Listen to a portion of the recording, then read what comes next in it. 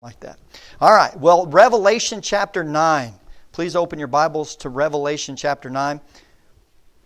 This morning, we're going to read the fifth trumpet. The fifth trumpet. And this is what we know about the seven trumpets so far. The seven trumpets are sounded by the angels who stand before God. The seven angels who stand before God. And last week we also noted that there were seven trumpets that were used to bring down the walls of Jericho, and try to look at and show the significance and the connections there. But trumpets are used for two things in the Bible: a call to worship or a call to war.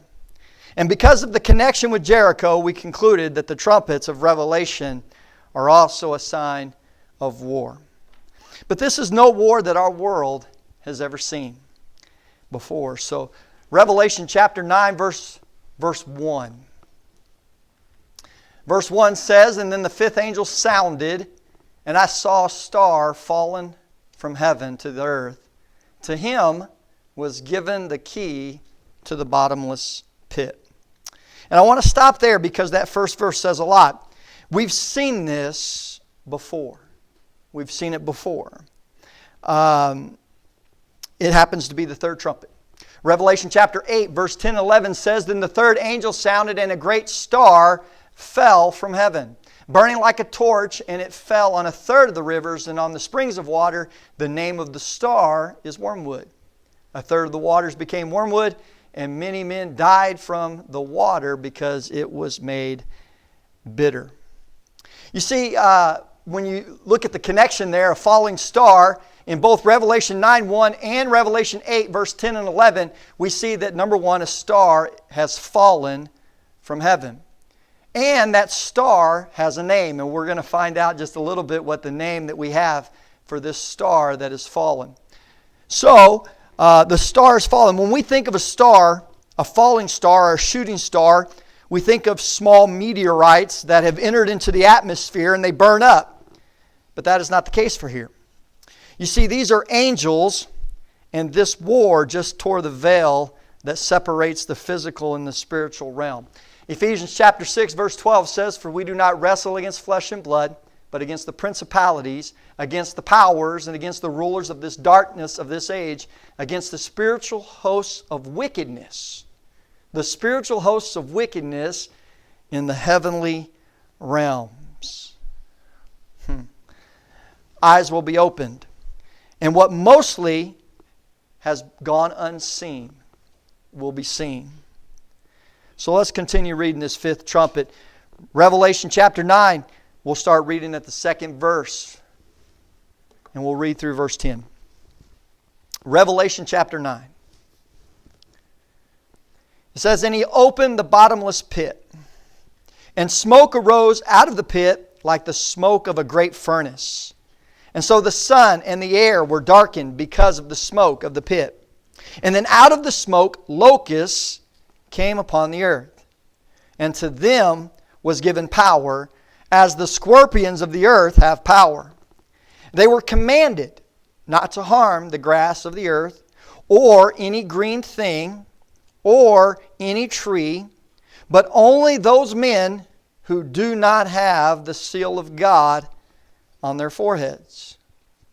And they were not given authority to kill them, but to torment them for 5 months. Their torment was like the torment of a scorpion when it strikes a man. In those days, men will seek death and will not find it. They'll desire to die, and death will flee from them. The shape of the locust was like horses prepared for battle. And on their heads were crowns of something like gold. And their faces were like the faces of men. They had hair like women's hair, and their teeth were like lions' teeth. And they had breastplates like breastplates of iron. And the sound of their wings was like the sound of chariots, with many horses running into battle. They had tails like scorpions, and their power were stings in their tails. Their power was to hurt men for 5 months. Their power was to hurt men for 5 months. Notice that locusts came out of the bottomless pit.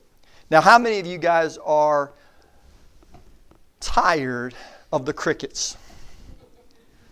You know, it's that time of year, and the crickets have just all gathered around any place that has water, so there's crickets all over the place. And if you ride the bike trail, there's grasshoppers that'll jump up and hit you too. There's grasshoppers out there. There's crickets all over the place. But I want y'all to remember something. Remember that hell was the 7th plague that came upon Egypt. Locust was the 8th plague that came on Egypt. So hell was the 7th plague that came on Egypt, and locust is the 8th plague that comes on Egypt. Listen to how bad the plague of locusts were on Egypt. Okay, this is pretty bad. It's Exodus chapter 10, 13 through 15. We see the plague of locusts. It says, "So Moses stretched out his rod over the land of Egypt, and the Lord brought the east wind on the land all that day and all that night. And when it was morning, the east wind brought the locusts. And the locusts went up over all the land of Egypt and rested on all the territory of Egypt. They were very severe. Previously, there had been no such locusts as they. Nor shall there be such after them, for they covered the face of the whole earth, so that the land was darkened. And they ate every herb of the land and all the fruit of the trees which the hail had left. So there remained nothing green on the trees or on the plants of the field throughout all the land of Egypt." Now, when we get to Joel chapter 2, verse 25, God describes the locusts as His great army. And they came in 3 different battalions per se, but they're His great army. Listen to the devastation that these locusts leave behind them. Okay, it's Joel chapter 2, verse 3 through 11. It says, "A fire devours before them, and behind them a flame burns. The land is like the Garden of Eden before them, and behind them a desolate wilderness. Surely nothing shall escape them. Their appearance is like the appearance of horses." We just read that. "And like swift steeds, so they run. With a noise like chariots over mountaintops they leap." We've read that too. "Like the noises of a flaming fire that devours the stubble, like a strong people set in a battle array. Before them the people writhe in pain. All faces are drained of color. They run like mighty men. They climb the wall like men of war. Everyone marches in formation. And they do not break ranks. They do not push one another. Everyone marches in his own column. Though they lunge between the weapons, they're not cut down. They run to and fro in the city. They run on the wall. They climb into the houses. They enter at the windows like a thief. The earth quakes before them. The heavens tremble. The sun and moon grow dark, and the stars diminish their brightness. The Lord gives voice before His army, for His camp is very great. For strong is the one who executes His word. For the day of the Lord is great and very terrible. Who can endure it? Now, so far we've seen Exodus and the plague on Egypt, which was the 8th plague. And now we see the judgment that actually comes on Israel. This is the judgment that Joel says is going to come on Israel, and ultimately God will forgive them and heal them and replenish what the locusts took away. But the locusts are described as God's great army. God's great army. And as we think about that, these locusts are devastating. They leave nothing behind but destruction. In Exodus, they eat all the herbs and all the fruit. They left nothing green. In Joel, the land before them was like the Garden of Eden. Behind them, a desolate wilderness. They left nothing. Here's the bad news. This army of locusts in Revelation are not like them. Because the army of locusts in Revelation were commanded not to harm the grass. of the earth, or anything, or any tree, or any green thing, or any tree. You see, these locusts have another target. Their target is everyone who does not have the seal of God on their forehead. And this is by far the greatest demonstration that the church does not go through the trumpets. Why?